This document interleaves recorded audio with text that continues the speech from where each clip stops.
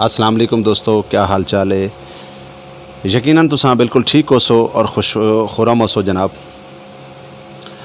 नाजरीन तुसां दे पे झोक टीवी वसेब दी आवाज़ और मैं तुहाडा अपना होस्ट तुहाडा अपना मेज़बान रिजवान हुसैन और प्रोग्राम वसेब दे रंग गिन के हाज़िर खिदमत जनाब।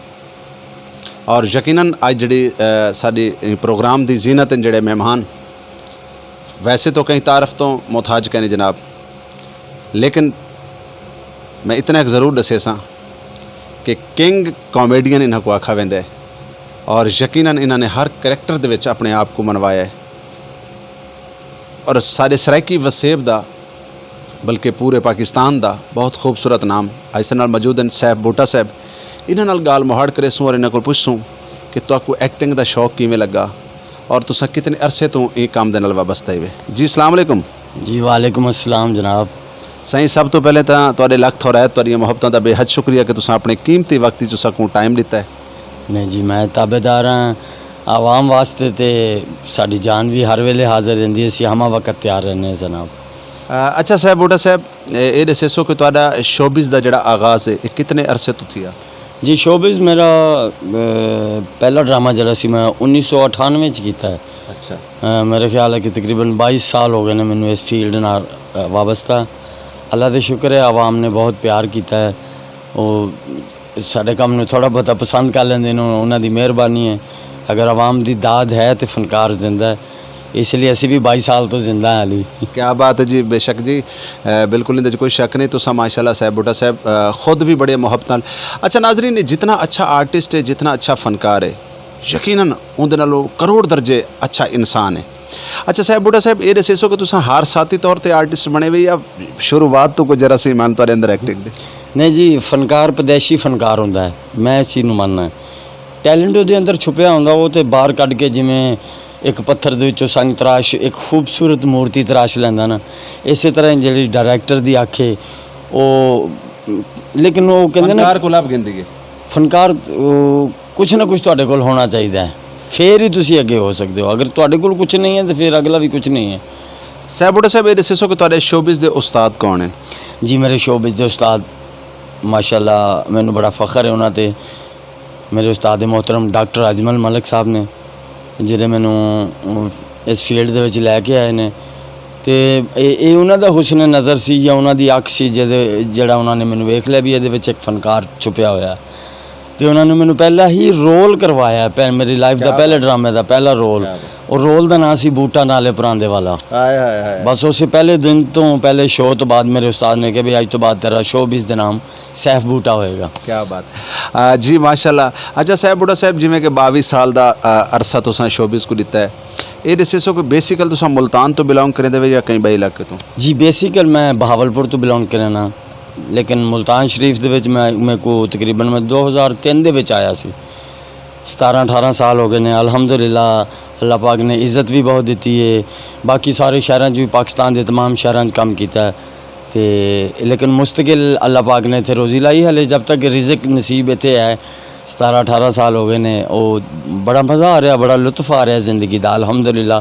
मैं बड़ा खुश हाँ मालिक ते। साहब बूटा साहब, एक्टिंग तो इलावा भी तुहाडी कोई मसरूफियत है? जी जी बिल्कुल, एक्टिंग तो अलावा मैं अपना दर्जियां का काम, पहले भी मैं दर्जियां का काम करता सा जदों मैं एक्टर नहीं सा, तो वो मेरी दुकान के नाल मेरे उस्ताद का क्लीनिक हुंदा सी, डॉक्टर सन, तो उन्होंने कहा भी इस बच्चे टैलेंट में नज़र आ रहा है, तो लेकिन मेरा दर्जियां का काम है, मैं अल्हम्दुलिल्लाह गाहे बगाए मैं हुण भी करता रहना, मैं अपने हुनर नूं छोड़िया नहीं है। अच्छा साहब बूटा साहब, ये दसो कि तुसां सराइकी वसेब दे माशाल्लाह रहण वाले वे सराइकी वसेब जिवें मुल्तान बहावलपुर डिजी खाने साडे अपने इलाके ने अपना वसेब, सराइकी वसेब तो हट के कई बे शहर दे विच भी तो कोई इतफाक थी काम करन दा? जी जी पाकिस्तान के सारे शहरों च काम किया, लेकिन ये जो खिता है ना, ये जी सराइकी ज़ुबान है, ये बहु मीठी ज़ुबान है। आए आए ये नहीं तो नाग अक्सर स्टेज तो एक जुमला इस्तेमाल होता है कि सराइकी इतनी मीठी ज़बान है कि अगर सप भी लड़े ना नाग तो वह भी पूछता है लाला लड़ पवा। हाँ जी, ये कोई शक नहीं।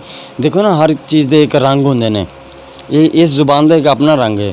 तो मेरियां तो सराइकी दे विच फिल्मां भी काफ़ी आईयां ने जिहड़ियां मैं बनाईयां ने, तो उहदे विच तुहानूं लगेगा कि मैं बिल्कुल पंजाबी नहीं है। नाले फनकार दी कोई ज़ुबान नहीं हुंदी, फनकार हर ज़ुबान दे विच ढल जाने वाली चीज़ का नाम है। ਸਾਹਿਬ ਬੋਟਾ ਸਾਹਿਬ ਤੁਸੀਂ ਹੁਣ ਰੰਗਾਂ ਦਾ ਜ਼ਿਕਰ ਕਰਿੰਦੇ ਪਏ ਇਹੀ ਵਾਸਤੇ ਸਾਡੇ ਪ੍ਰੋਗਰਾਮ ਦਾ ਨਾਮ ਵੀ ਪ੍ਰੋਗਰਾਮ ਵਸੇਬ ਦੇ ਰੰਗ, ਕਿਉਂਕਿ ਤੁਸੀਂ ਵਸੇਬ ਦੇ ਉਹ ਫੁੱਲ ਲਿਵੇ, ਹਰ ਫੁੱਲ ਦੀ ਆਪਣੀ ਖੁਸ਼ਬੂ ਹੁੰਦੀ ਹੈ।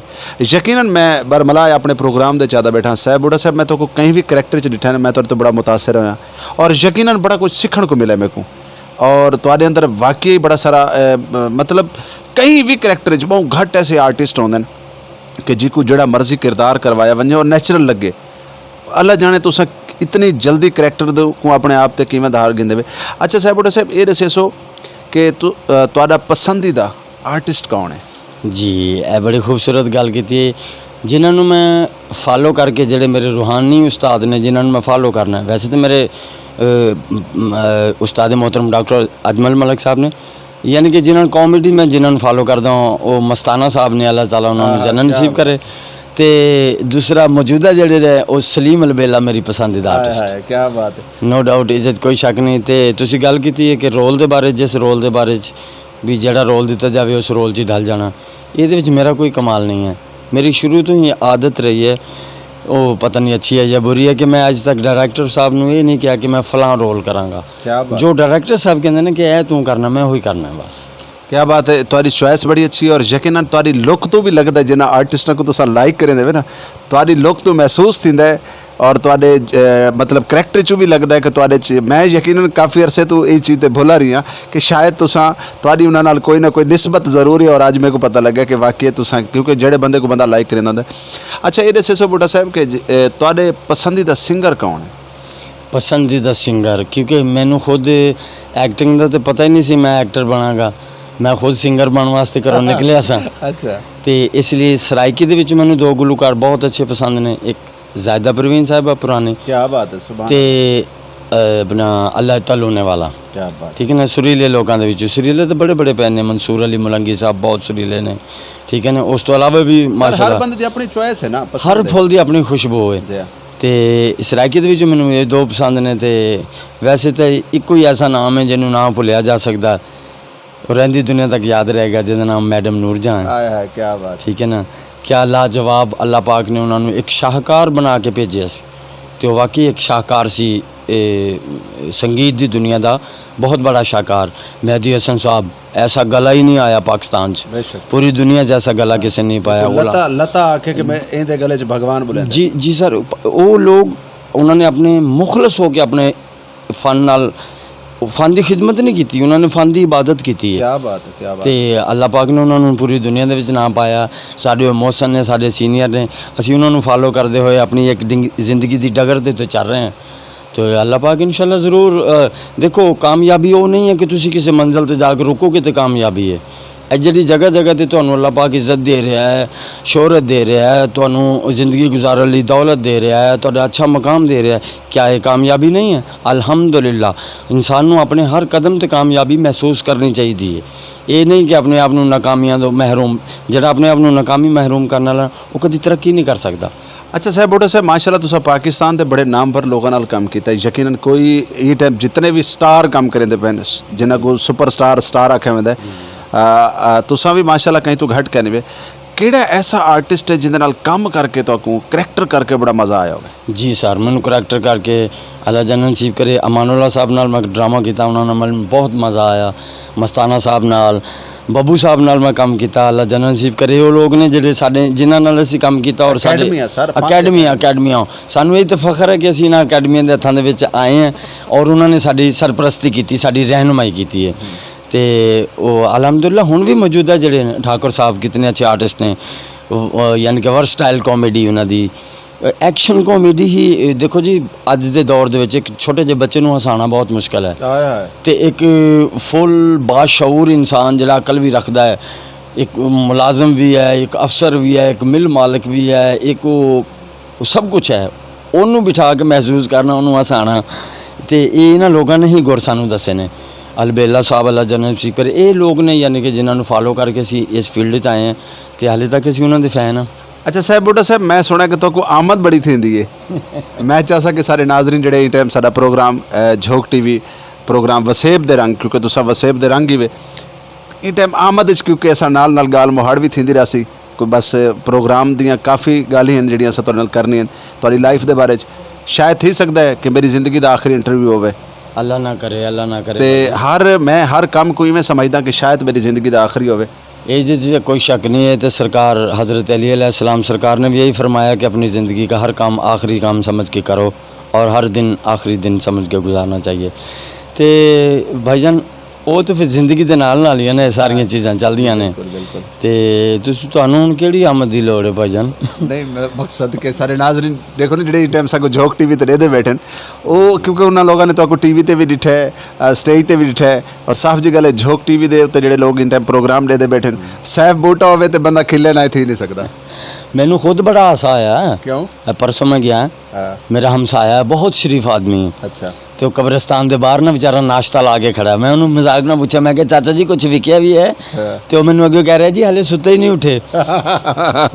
क्या बात है, बहुत खूब बहुत खूब। अच्छा ये दसो कि एक्टिंग मुश्किल है या आसान?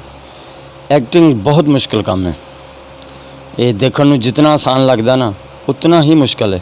देखो दुनिया का कोई भी मुश्किल काम मुश्किल उदों तक ही है जदों तक तुसीं उहनूं करदे नहीं। जदों तुहाडे अंदर कॉन्फिडेंस आ गया, तुसीं उहनूं करना शुरू कर दिता, फिर अल्लाह पाक मुश्किल आसान करना शुरू कर दिंदा है।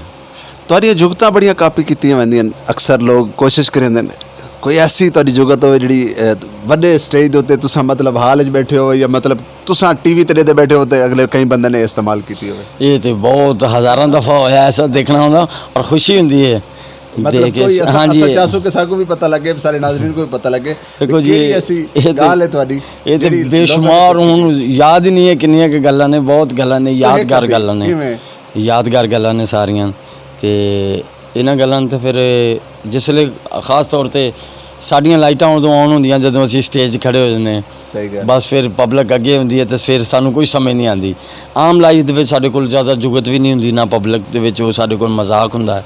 सारे ई टाइम तो झोक टीवी दे उत्ते हज़ारां लोग देते बैठे जी। आवाम दी मोहब्बत है, आवाम दा प्यार है। सामने साडे सामने जेड़ा कैमरा लगा है ना, ई कैमरे को तुसीं में समझो कि इहदे विच हज़ारां लोग हैं जेड़े तो हज़ार नहीं पूरी दुनिया इस टाइम सारी दुनिया देख रही है इन्हां दा प्यार है। अच्छा ये दसो ये मेरा पर्सनल सवाल है, एक्टिंग दे विच आवन वास्ते तो कोई फैमिली तौर पे यानी सारी भाभी वाले पासों कोई कराण कोई ऐसी परेशानी आई हो? ये मेरे ते अल्लाह दा बड़ा बड़ा एहसान सीगा कि मैं जिस टाइम शोबेज ज्वाइन किया ना तो उस टाइम मेरे 2 बच्चे सन।